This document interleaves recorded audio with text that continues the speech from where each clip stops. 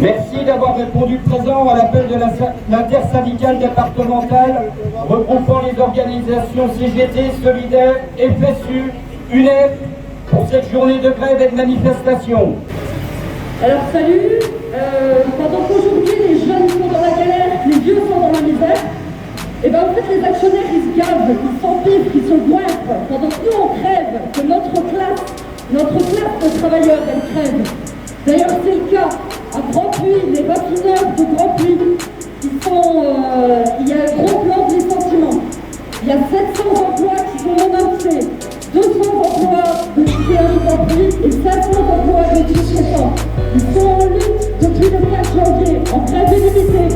Aujourd'hui, les camarades, ils ont besoin de notre solidarité de classe pour pouvoir tenir leur lutte qui est digne, qui est fière. Il faut participer à leur caisse de grève pour qu'ils puissent gagner. Voilà, donc là il y a une caisse de grève. Si vous voulez alimenter cette caisse de grève et faire preuve de votre solidarité de classe, n'hésitez pas. Autrement, cette répression patronale, elle s'abat, et la répression, elle s'abat partout. Notamment la répression gouvernementale également. C'est pour ça qu'en fait, à l'initiative des Gilets jaunes, samedi, il y a une manifestation unitaire contre la loi de sécurité globale à 13h, place de la République à Nancy. C'est la fête de tous, la répression. Contre la répression, la mobilisation doit être massive.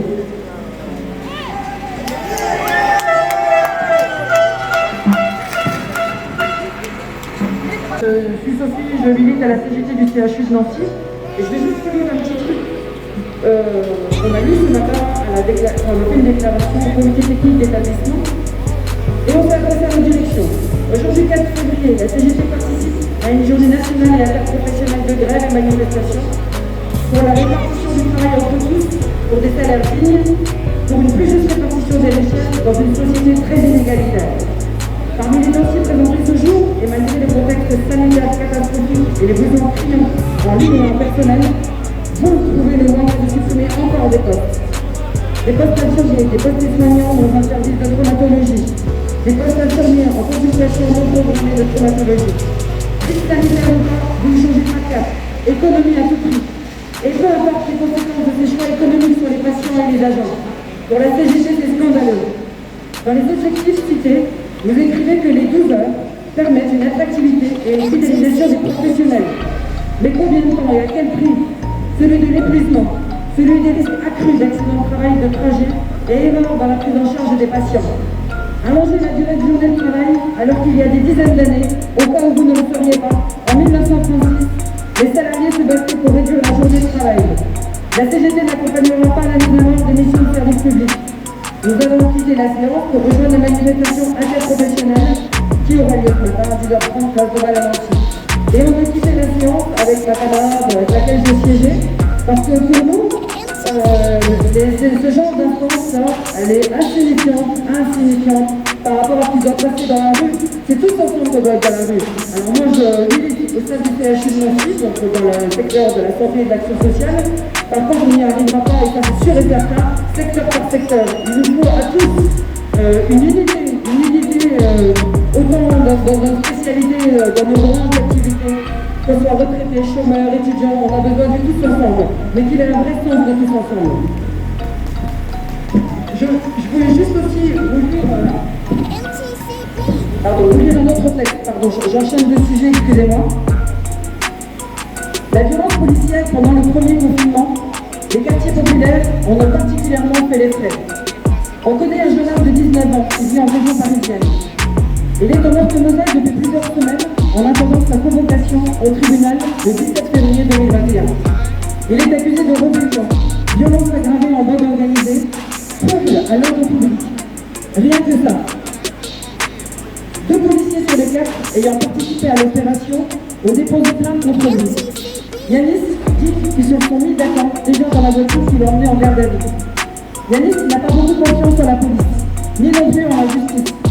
Et même ça ne lui avait même pas donné envie de déposer plainte, tellement il était sûr que ça ne donnerait rien. Les images des violences dont a été victime Michel Zegler le 26 novembre 2020 ont beaucoup circulé et fait réagir. Sans les images de son tabassage par des policiers, il aurait sans aucun doute dû affronter la justice et serait probablement accusé des mêmes faits que Yanis. Il y en a plein des histoires similaires. Trop. Un simple contrôle d'identité qui risque d'avoir de graves conséquences dans la vie de ce tout jeune homme. À 19 ans, il est en train de se préparer à peut-être faire de la prison. Ça n'est pas possible. De cette société-là, on n'en veut pas. Si on décide aujourd'hui de vous exposer sa situation, c'est pour apporter notre soutien à Yanis et à sa mère. On refuse qu'il reste seul. On refuse que Yanis soit à niveau la victime. On croit essentiel de nous unir autour de son histoire, parce qu'on a besoin de la solidarité de classe. L'avocat de Yanis est spécialisé dans les affaires de violence policière. Il s'appelle Ari Halimi. Il est membre du bureau national de la LDH. Il a pris position contre la loi sécurité globale en apportant ses analyses et expériences sur plusieurs plateaux de télé ces dernières semaines. Alors si vous souhaitez soutenir Yanis, si vous refusez vous aussi de vous soumettre à la loi du plus fort, vous avez aujourd'hui la possibilité de concrétiser cette solidarité de classe dont nous avons tous besoin en participant aux frais d'avocats. Nous allons faire tourner une caisse de solidarité et pour ceux qui voudraient venir plus tard ou en parler autour de vous, surtout qu'ils le fassent et nous contactent. Merci à tous. Inéluctable. Et les patrons nous disent être eux-mêmes victimes de la crise économique liée à la pandémie. En réalité, ces licenciements sont pour la plupart le résultat de leur choix de maintenir leur niveau de profit malgré la crise. Et la crise a même accentué les inégalités que nous dénonçons depuis longtemps. Les services publics, plus que jamais indispensables, manquent de moyens, subissent des coupes budgétaires et il s'annonce encore et toujours les restructurations, les suppressions de postes, les fermetures d'établissements et évidemment la privatisation qui reste une menace. Aujourd'hui, avec la crise sanitaire, nos revendications immédiates sont d'autant plus urgentes. La baisse et le partage du temps de travail à 32 heures, le refus de la précarité, l'abandon de la réforme de l'assurance chômage, la fin des aides publiques aux entreprises sans contrepartie sociale et écologique, l'interdiction des licenciements pour les entreprises bénéficiaires, la hausse immédiate des moyens pour les services publics et la protection sociale, le rétablissement des prélèvements fiscaux pour les plus riches et les grandes entreprises. Le mois de janvier a vu une multiplication des mobilisations dans certains secteurs, dans la santé et dans le social le 21, dans l'éducation le 26, dans l'énergie, sans compter les mobilisations locales dans les services ou des entreprises. Depuis novembre aussi, ce sont des mobilisations pour les libertés publiques et contre les projets sécuritaires du gouvernement. À un moment où le gouvernement et le patronat s'apprêtent à coup sûr à nous faire payer à nous la note de la crise sanitaire, cette mobilisation d'aujourd'hui doit servir de point d'appui pour construire un mouvement unitaire et d'ampleur, engager un véritable rapport de force, tous et toutes ensemble. Le gouvernement et le patronat ne souhaitent qu'une chose, sortir de cette crise en prolongeant le monde d'avant, le monde du profit pour les uns et de la précarité pour les autres. À nous d'imposer une autre sortie de crise, une réelle transformation sociale, une société solidaire, écologique, féministe et antiraciste. Contre le chômage, contre la précarité, pour nos services publics, pour les libertés publiques et syndicales, unissons nos luttes.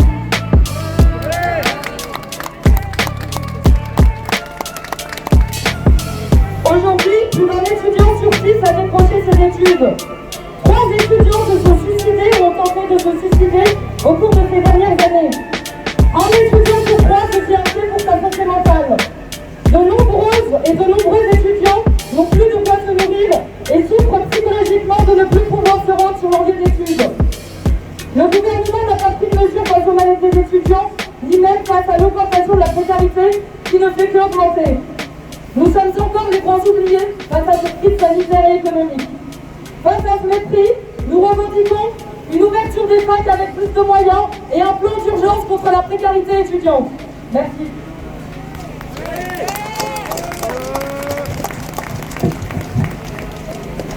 J'interviens pour la FSU et on s'inscrira dans le droit fil de ce qui a été dit par les camarades de Solidaires et d'UNEF.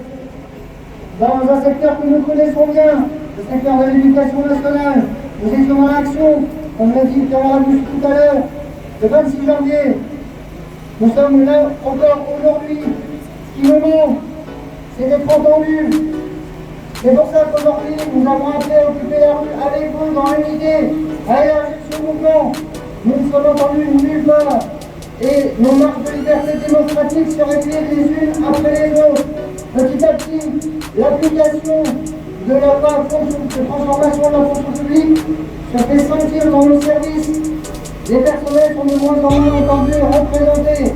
Cette année, depuis pratiquement un an, les personnels de l'éducation nationale, que ce soit les enseignants, les administratifs, les personnels de vie scolaire, les AESH, se sont adaptés coûte que coûte à marche forcée avec des ordres complètement contradictoires, des protocoles successifs qui se sont superposés les uns aux autres.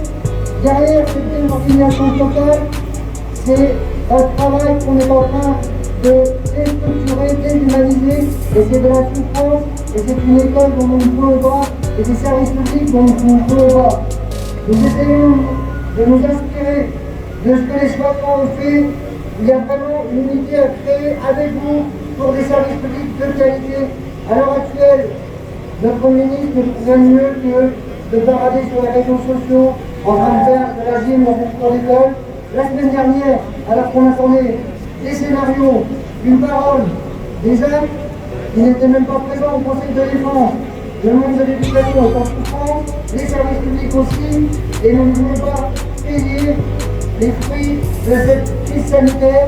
Il y a des profits, et il faudra qu'on aille les chercher avec vous. Bonjour à tous.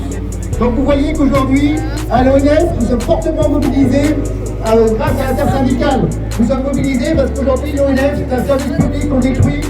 40% des postes ont été supprimés en 20 ans. Aujourd'hui encore, c'est 400 suppressions de postes sur l'ensemble de la France, alors que la forêt, la gestion de la forêt doit être un bien commun. La forêt est à tous, la forêt est aux citoyens, la forêt est pour la biodiversité, la forêt est pour la production de bois, la forêt est pour la captation de carbone, la forêt est un bien commun.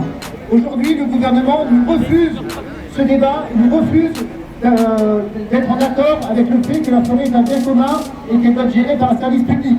C'est pour ça que nous lançons un appel à l'ensemble des citoyens pour venir débattre avec nous à la camionnette actuellement pour nous dire, pour vous, qu'est-ce que c'est la forêt, qu'est-ce que représente l'écosystème forestier, pour qu'on puisse tous ensemble réaffirmer que l'ONF doit être un service public, la forêt doit être un bien commun et que tous les citoyens doivent prendre ça en conscience et venir discuter avec nous. Donc venez dès maintenant à la camionnette pour nous dire ce que la forêt représente ou en fin de manif pour qu'on puisse discuter et échanger sur l'ONF, service public nécessaire et indispensable pour tous.